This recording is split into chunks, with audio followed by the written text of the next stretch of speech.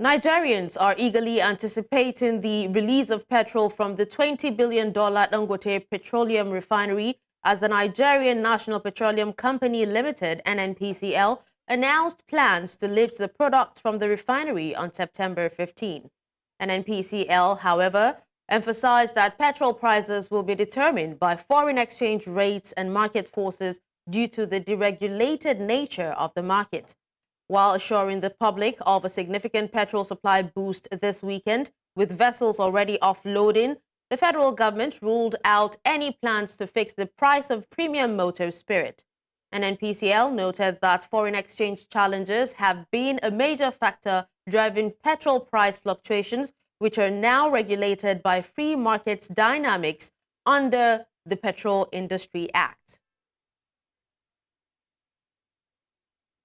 In the meantime, the federal government has assured Nigerians that the premium motor spirit, commonly known as petrol, will be available nationwide before the weekend. The federal government gave the assurance through the Minister of State for Petroleum, that's oil, Heineken Lokpobiri, on Thursday, who addressed reporters at the State House after a meeting with Vice President Kashim Shettima at the presidential villa in Abuja. The meeting was convened by the Vice President and included the Group Managing Director of Nigerian National Petroleum Company Limited, Mele Kyari, and National Security Advisor, Nuhu Rabadu. Okay, thank you very much. Summoned by the Vice President, who was directed by Mr. President to summon this meeting. And we've been with him to brief him what is going on across the country. And what is important is for us to convey to Nigerians that the President is empathetic about what is going on in the country. He's concerned about the hardship of Nigerians, and that was why he directed the Vice President to call this meeting, for us to reflect on what is going on in the country. What is important is that products are available in the country. And we believe that between now and the weekend, there will be availability of products across the length and breadth of the country. The price could be high in some other areas, much more. Higher in some other locations, in some locations much more than, other areas. But we believe that by the time, there is availability of products across the country, the price itself will stabilize. But what is important is that government is not fixing prices. This sector is deregulated, and we believe that with the availability of products, the price will find, its level. And this is important, for Nigerians to know. The summary is that President is empathetic about what's going on. That's why he directed this meeting. There is enough product in the country to be able, to meet the demands of Nigerians, so there should be no panic buying. And we also believe that the Nigerians need to know that government is not fixing prices. I think that is what, I want to convey to Nigeria. Still on the fuel scarcity crisis, Nigeria is currently grappling with one of its most severe petrol shortages in recent memory, a crisis that has not only disrupted daily life, but also sparked significant economic concerns. For the past 8 weeks, Nigerians have faced considerable challenges in accessing petrol, resulting in long fuel queues at petrol stations, many of which have been forced to close due to none or insufficient supplies. News Central's correspondent Juliet Rowland compiled this report. Ongoing fuel scarcity in Nigeria has triggered a dramatic rise in prices, making it increasingly challenging for both individuals and businesses to buy the fuel they need. Many motorists now find themselves waiting for hours and in some cases even days just to fill up their tanks or buy what they can afford. These prolonged waits have become a common sight across Africa's most populous nation. Everything don't cost. As well cost. Motor, if you want to enter bus down, going to anywhere now. If instead we enter 200 naira bus, go anywhere we are going. They don't turn out to 500. If we reach any filling station, if you don't see queue for that place or plenty people for that place, you will buy for either 1,000 naira or 1,100. As petrol prices keep rising and availability declines, the consequences of this crisis have gone well beyond simple inconvenience to actual disruption of transportation, commerce, and everyday life. Now, in many cities in Nigeria, numerous buses and taxis remain off the roads, leaving many commuters stranded and forcing them to walk long distances or pay inflated fares. I stay in a redemption camp. From redemption camp to Beggar before is 400 naira, 500. But now it's 1,000 naira. Before we are paying 2,000 from our side to Djibouti, but now it's 4,500. This money I pay, the money I paid now is getting to almost 15,000. Business owners are also feeling the impact of the ongoing fuel crisis, with the inconsistent electricity supply and their generators' Oliver Twist need for fuel. Many are finding it increasingly difficult to keep their businesses operational. The inability to access affordable fuel not only hampers their day-to-day operations, but also places their financial stability at risk. We are buying fuel inside our generator. The price that we are buying the fuel is too much. It's really affecting us, honestly. Even after buying it, on our way coming back, maybe something we used to carry like 2,000 naira, we have to pay 4,000 or 5,000 naira to bring it back. Even inside the market, the goods that we normally buy maybe from 50,000 naira, as of that yesterday, we bought it like 65, 70,000 naira. Nigeria's situation is ironic. Despite its abundant oil resources, it relies on imported fuel because of its outdated domestic refineries. Stakeholders agree that this is unsustainable and recommend improving infrastructure by increasing refining capacity, fuel distribution networks, diversifying energy sources, and implementing price control. But with Dangote Refinery commencing petrol production, will this ease the deficiency or lead to other issues?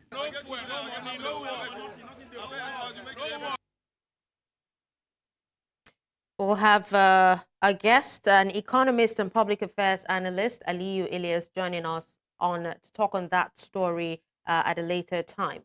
Now, moving away from that, let's also tell you that the Katsina State Governor, Dikko Reda, has reaffirmed his administration's commitment to implementing the new 70,000 naira minimum wage recently announced by the federal government. He made this known during the Public Engagement 2025 Citizens Budget Participation Process and launching of Community Development Program held in Katsina. Reda further emphasized his administration's dedication to enhancing service delivery in the public sector. He reassured the government's proactive approach to employee welfare and public sector efficiency. The Independent Corrupt Practices and Other Related Offences Commission, ICPC, has interrogated former Minister of Labour and Employment Chris Ngige over alleged contract irregularities and job racketeering at the Nigeria Social Insurance Trust Fund during his tenure. The ICPC recently summoned top NSITF officials to investigate a 47 million naira gratuity paid to former Managing Director Mrs. Maureen Alagwa while she was still in service. ICPC spokesman Demola Bakare confirmed that Ngige spent over 5 hours with investigators on Wednesday answering questions related to the awarding of contracts. He was later released after the interrogation. Away from that, the Bauchi state government says that it has reduced the number of out-of-school children in the state from almost 2 million to less than 1 million children, saying this has been possible through a coordinated approach to improve education in the state. The secretary to the state government, while dismissing allegations of non-performance and failing to fulfill its promises to citizens of the state, says that the state government has performed exceedingly well in the areas of infrastructure, education, tourism, and ensuring peaceful coexistence between citizens of different faiths. Amadin Uyi reports. With almost 12 million in population, Bauchi is one of the largest states in the country. Also the home of the popular Yankari Game Reserve. Bauchi is the 5th largest state in the country in terms of landmass. While the state has come under the spotlight in recent times, The state government says that much has been achieved in the area of education, especially basic education, as the number of out-of-school children has been reduced to less than 1 million children. Bauchi State is doing everything it can, and we are still doing it.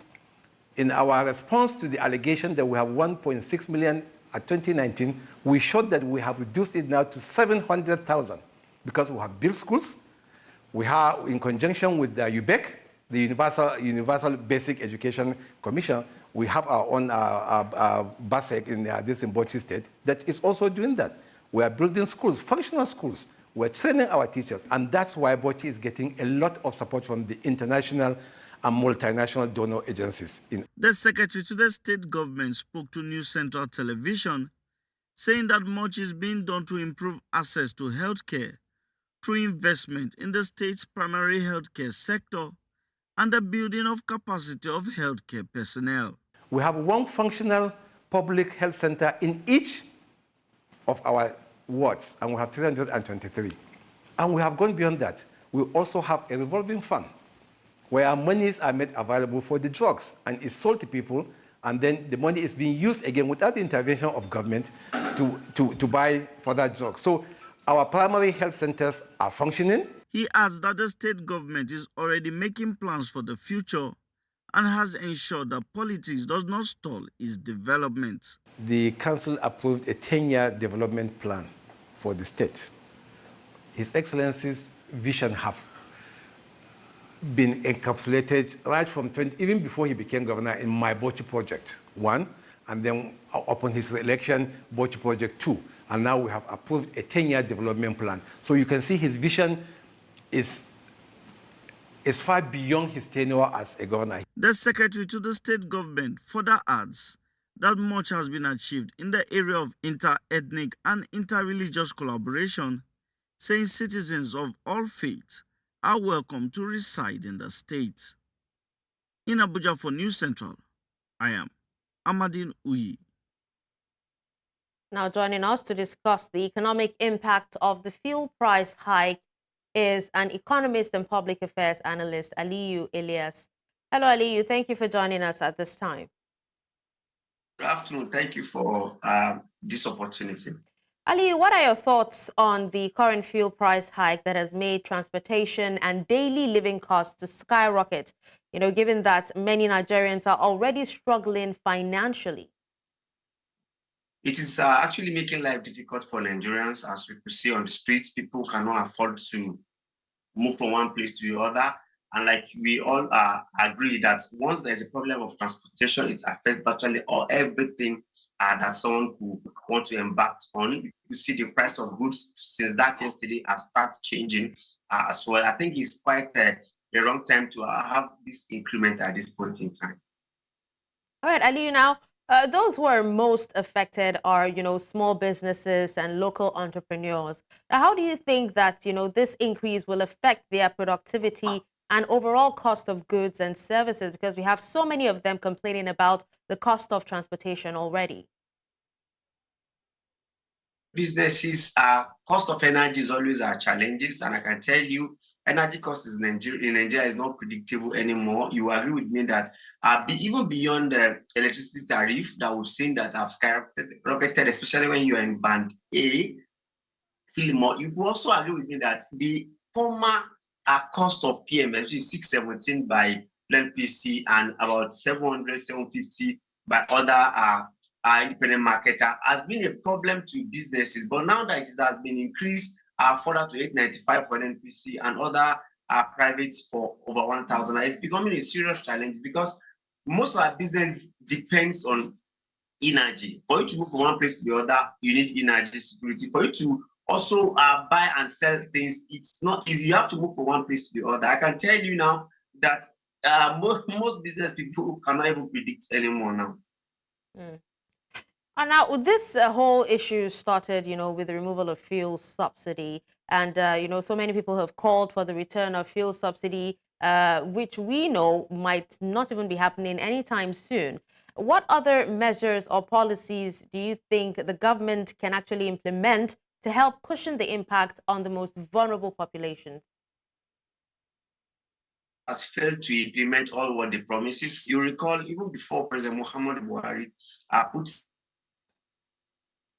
removal of fuel subsidy and front burner, he said there will be CNG buses, and CNG rather would take the place of PMS. But up to now, I can tell you, people that even are able to convert their CNG, they are also on queue trying to buy the CNG. I can only tell you that the cost of gas as well now, most people have converted their generator to maybe gas. You cannot, cost of gas also have actually increases. So it's a serious problem. So government is expected to make sure that our refineries are working, because Dangote Refinery cannot solve the Nigerian problem in terms of the cost of PMS. It has its own advantage. It will bring employment to Nigeria. It will help our forex in terms of forex and the availability of liquidity of forex. It will also help in employment. But the problem is that we shouldn't expect Dangote to reduce cost of PMS, because Dangote is a businessman who wants to be in global market, and global market said about it's 1,117 for PMS, and Dangote is even waiting for NPC and federal government to push in the effect. So I think our refinery need to work, and there's need to give us availability of CNG.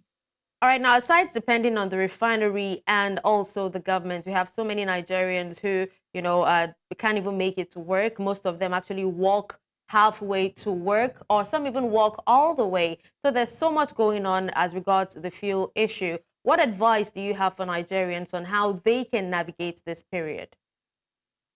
Well, for Nigerians, before we used to preach that please go for what you want, not what you need. But what we actually need, which is shelter, basic food, all this that we need that is very, very key, is even pretty difficult now. You agree with me that 70% of our income are going into food. So if it is going into food consumption, and now transportation is adding the problem, school fees is there, rent is there, another sundry things that you need to pay for, it's now becoming difficult to even solve the major important needs. So for me, for Nigerians, I think we need to just make sure that we manage as it is and we plan for future. Because you know what? We don't know what will happen tomorrow again. Because you will recall that this thing starts when they remove the fuel subsidy, but it's not reducing, it's getting difficult the more. So Nigerians should brace up for more challenges. All right, well, thank you so much, Ali, for speaking to us on this. Thank you for having me. Welcome back. The federal government has forecasted 5 days of rainfall that could trigger flooding in 21 states and 123 locations across the country. According to the National Flood Early Warning Systems Center of the Federal Ministry of Environment, communities downstream of River Benue are advised to exercise caution. The alert highlights that areas in Benue, Kogi, Anambra, Delta, Imo, Rivers, and Bayelsa are expected to be the most severely affected by the rains from September 4 to 8, 2024. Meanwhile, the National Emergency Management Agency, NEMA, has urged states in the central and southern regions to prepare for potential floods by clearing blocked drainages, constructing temporary flood barriers, and evacuating residents from flood-prone areas to safer, higher ground. To security matters, the governor of Borno State in Nigeria's northeast, Professor Babagana Zulum, announced that insurgency in the region has decreased by over 90%. The governor used the occasion of a courtesy visit by the National Assembly Committee on Reformatory Institutions to highlight the substantial improvement in peace and security since the peak of Boko Haram's control over 22 local governments. News Central's Umari Kirawa completes the report. People now go about their day-to-day activities in the struggle for survival in Maiduguri, the Borno State capital. In Borno State, there was a time when about 22 local government areas were under the control of Boko Haram insurgents. There was a time when, out of the 4 major roads that we have in the state, only one was working, the road between Maiduguri to Kano. All other roads were closed down. Our airport was closed, no telecommunication in Maiduguri. But we thank God, with the help of the Almighty Allah, we are coming back to our feet, and and the insurgency has now been reduced by over 90%. Maiduguri is more peaceful than Abuja. You can walk out 2 o'clock, 3 a.m., nothing will happen to you, inshallah. I've done so much in the areas of peace building, social cohesion and stability. We reduce the trust deficit between the population and the government, which is very important. People have faith in the government of Borno State now. The ongoing collaborative efforts of security forces, local vigilantes, and communities saw this turn around. There is a mismatch between our graduates and the labor market. The only way we shall get out of this crisis is to ensure that the younger ones are given these skills so that they can earn their means of livelihood by themselves. National Assembly Committee on Reformatory Institutions are here to discuss areas of collaboration to improve correctional services. We recently passed a bill called Correctional Service Trust Fund, in the sense that a fund will be made for all the correctional centers because the staff there are not properly trained and they have a little salary to think of. But if the trust fund is being implemented and signed by Mr. President, it will help to provide funds to rehabilitate, to build and integrate all the inmates in the whole country. The committee's visit underscored the importance of continued collaboration in strengthening ties and maintaining peace. In Maiduguri for News Central, Umaru Kirawa. The ongoing security challenges in Nigeria, particularly the tracking of insurgents, kidnappers, and other criminal elements, have raised significant concerns regarding the effectiveness and perceived bias of the country's security apparatus. While the government has invested heavily on technology and surveillance systems to combat terrorism and crime, there is a growing sentiment that these resources are disproportionately directed towards monitoring anti-government whistleblowers and dissenting voices rather than addressing the rampant criminal activities plaguing the nation. News Central's Lekon Onobanjo brings us more in this report. Between 2014 and 2024, several reports reveal that between 33,000 and 35,000 people have died as a result of insurgency, banditry attacks, and abduction, amongst others. Over 7,000 have been kidnapped, with several others missing. As of 2022, over 5 billion naira had been paid as ransom. Generally, the entire 6 geopolitical zones of the country have, for the past decade, witnessed significant security threats. And that is something that each administration has tried using various strategies to address. People can't travel safely on the express. People can't go to their farms. Schools are, under attack, especially in the north. You wouldn't blame the administration solely for that, because you have a problem. You have a problem that has fundamental root cause. To combat these crimes, in 2015, the Nigerian government and its police force launched an intelligence-led tracking platform to enable real-time monitoring of criminal elements. Several successful arrests were made. Technology-driven, effort is key.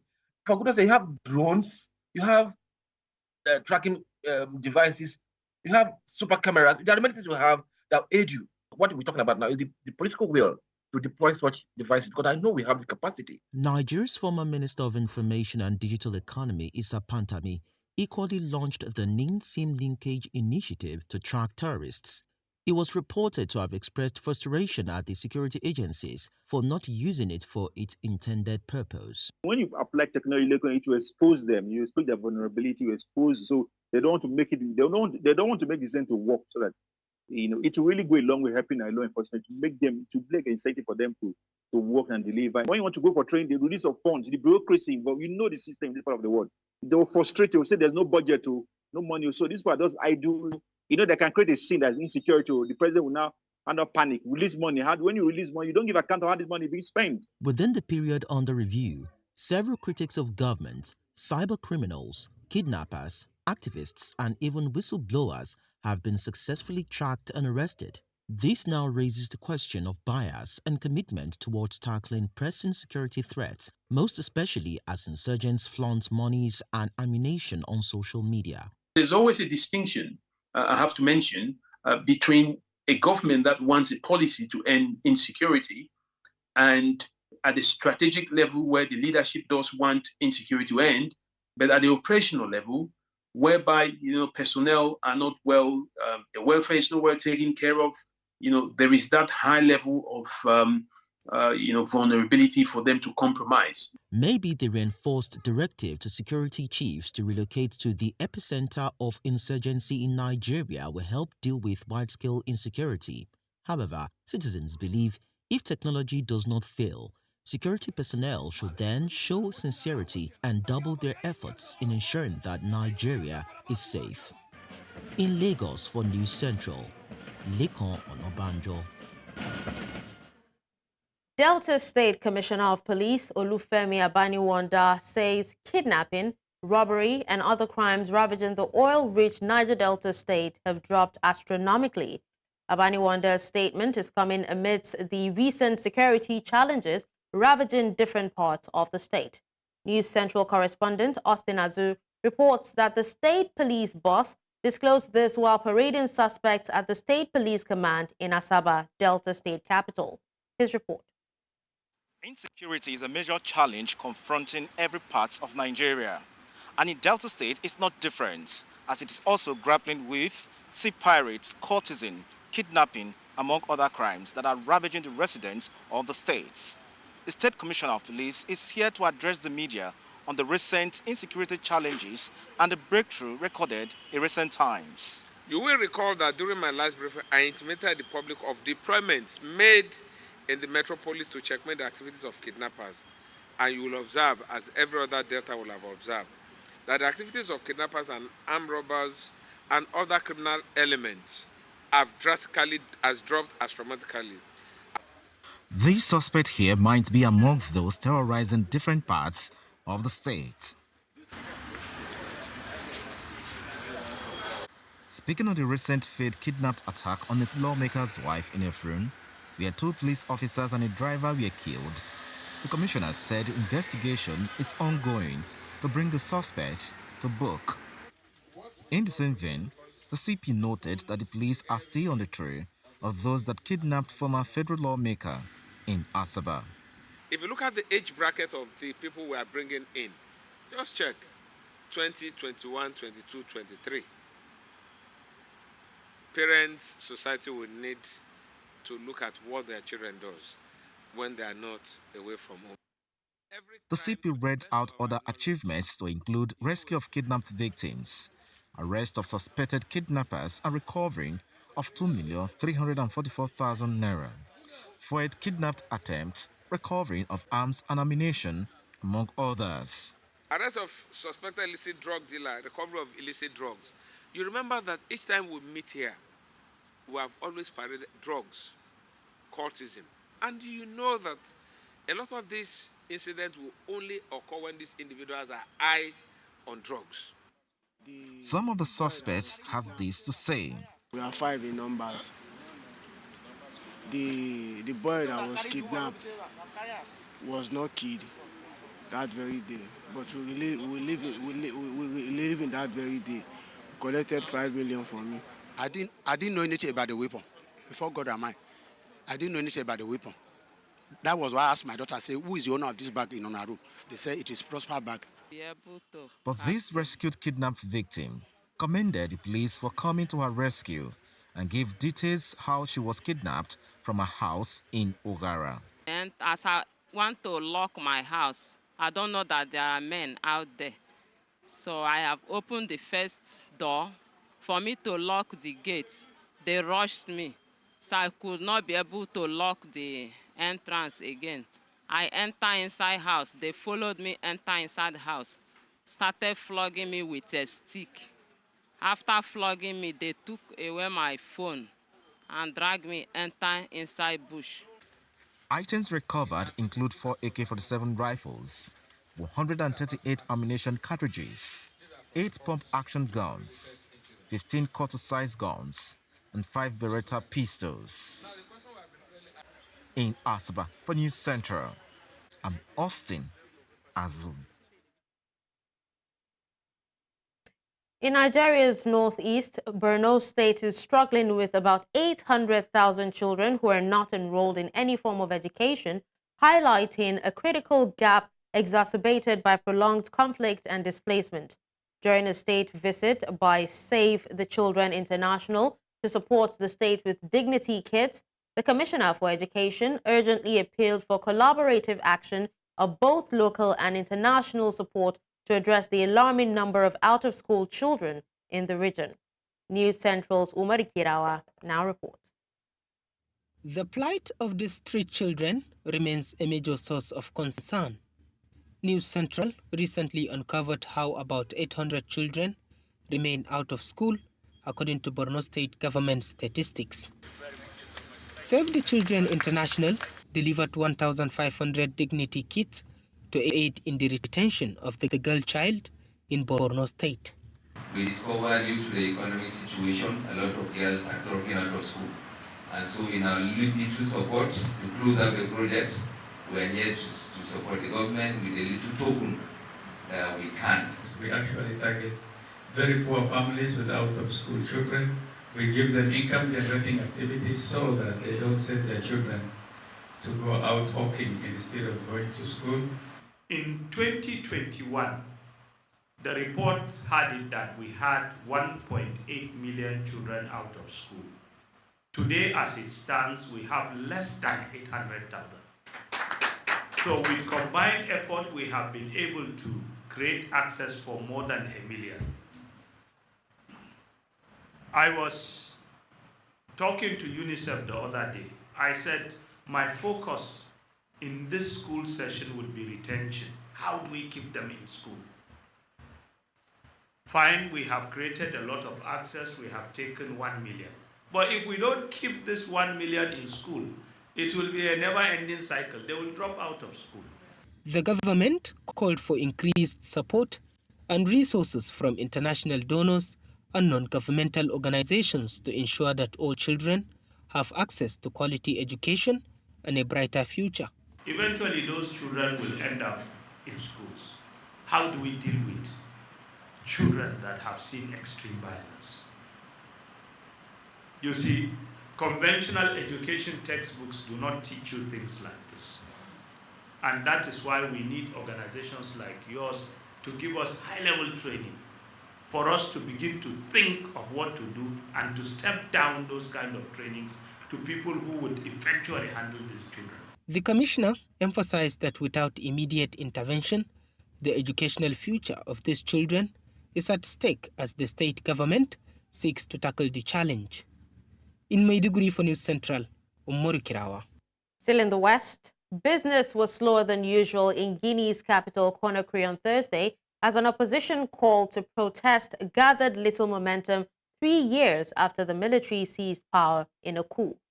The opposition in the West African nation had called for a peaceful protest to denounce the junta's crackdown on dissent and to demand a return to civilian rule by the end of year. Franchement, à l'allure où va les choses, nous disons qu'ils ne veulent pas quitter, franchement. Parce qu'il y a cela 3 ans, on n'a pas la feuille de route. Personne ne sait où commence la transition, où termine la transition. Donc ils nous avaient promis les 3 ans. Les 3 ans sont épuisés aujourd'hui. Donc franchement, nous n'avons pas l'espoir qu'ils vont organiser les élections. Vous n'êtes pas sans savoir qu'on ne peut pas tout changer en 1 minute. Alors il faut regarder l'avenir.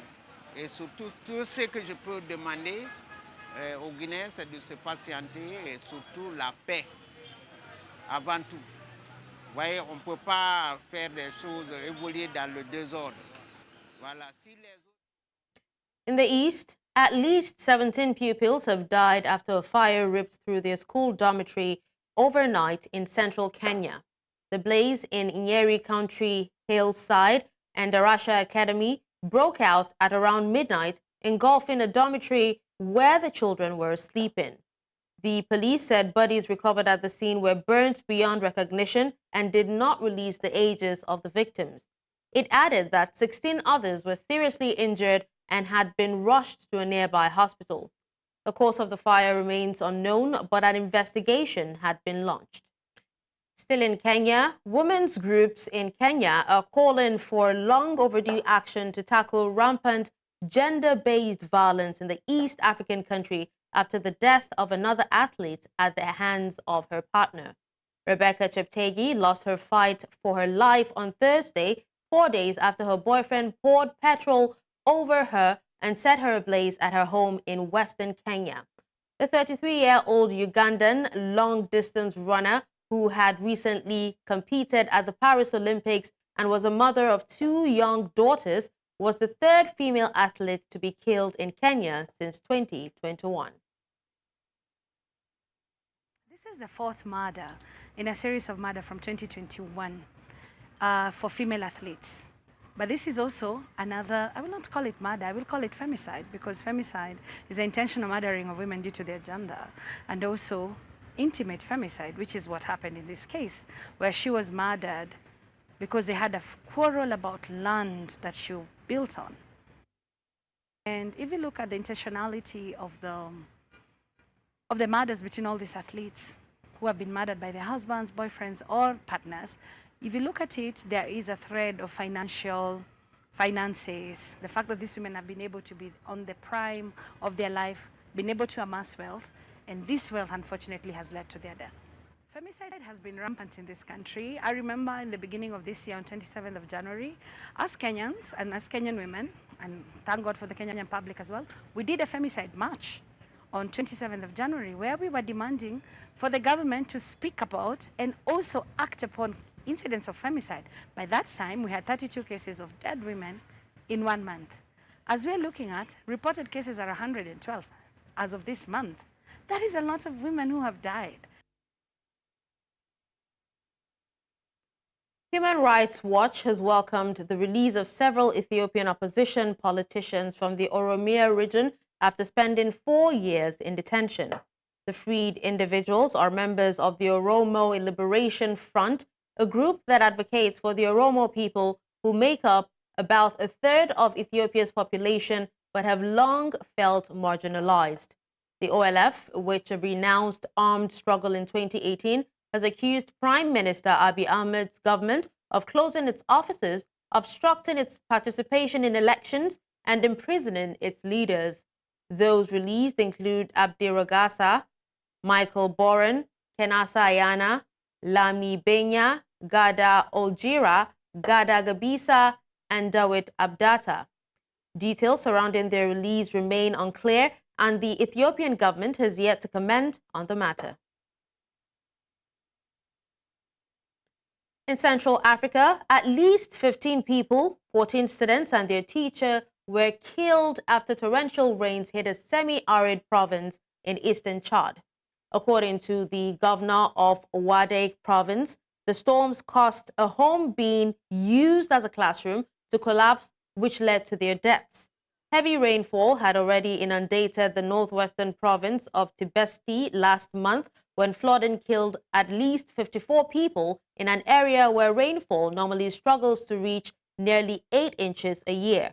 The United Nations has warned of the impact of torrential rain and severe flooding in Central Africa, noting that Chad is the country hit hardest, with 246,833 people impacted by flood waters in just a few weeks. In other news from around the world, a 14-year-old boy was charged with shooting 4 people dead at a U.S. high school, while his father was charged with manslaughter after the country's latest outburst of gun violence. The teen faces 4 felony murder counts after allegedly killing 2 fellow pupils, also aged 14, as well as 2 teachers at Appalachia High School in the southern state of Georgia on Wednesday. The suspect's father, 54-year-old Colin Gray, who is also in custody, becomes the latest American parent to face criminal charges after a child was involved in a mass shooting. With District Attorney Brad Smith, the GBI has arrested Colin Gray, age 54, in connection to the shooting here at Appalachia High School Colin is Colt Gray's father that was arrested yesterday. He is charged with the following: 4 counts of involuntary manslaughter, 2 counts of second-degree murder, and 8 counts of cruelty to children. Mr. Gray, these charges stem from Mr. Gray knowingly allowing his son, Colt, to possess a weapon. U.S. Secretary of State Antony Blinken has announced $45 million in new humanitarian aid for violence-ravaged Haiti and urged other countries to step up to fund a new stability force. Blinken told a news conference on a rare visit to the Caribbean nation that more funding and personnel are needed to carry out the objectives of this mission. But at this critical moment, we do need more funding, we do need more personnel to sustain and carry out the objectives of this mission. The United States is also committed to using this foundation of security to support and unlock the potential of the Haitian people. We're the largest contributor of humanitarian assistance to Haiti. That includes an additional $45 million in humanitarian aid that I'm announcing today, bringing the total U.S. aid to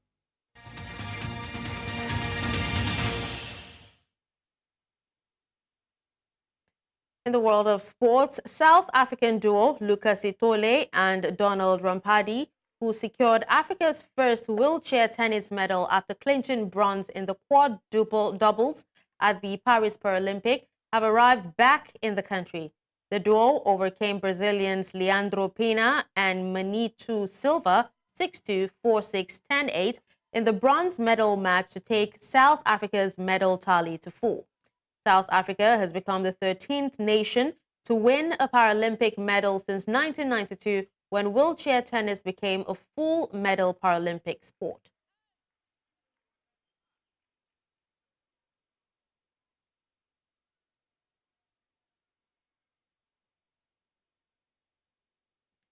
Paralympic discus thrower Jeremy Campbell secured his 4th title and then said he needs to reflect whether. Still talking sports, Britain Oliver Bierman will replace the suspended Kevin Magnussen at Haas for the Azerbaijan Grand Prix. Magnussen has been banned from the race in Baku on 13 to 15 September after exceeding Formula One's penalty point limit. Bierman, who has already been signed as a Haas driver for 2025, will be taking part in his 2nd Grand Prix. The 19-year-old previously substituted for Carlos Sainz at Ferrari in Saudi Arabia early this season after the Spaniard was taken to hospital with appendicitis. He impressed by finishing 7th after only driving the car for the first time in Saturday's final practice, and the performance was key in securing him a seat on the grid next season. And that's all at this hour. But before we go, here's another look at some of our top stories. We told you that as Nigeria awaits petrol supply from Dangote Refinery, NNPCL says prices will be determined by market forces. We also told you that NEMA has put 21 states on flood alert as forecasts predict 5 days of heavy rains. Finally, you heard that at least 17 children have been killed in Kenyan school fire. Send your eyewitness report to the WhatsApp number on the screen. Do you follow us on social media? We are at News Central TV. You can watch News Central live on DSTV channel 422, Star Times channel 274, Avo TV, and YouTube. Many thanks for watching. I'm Dashen Usman.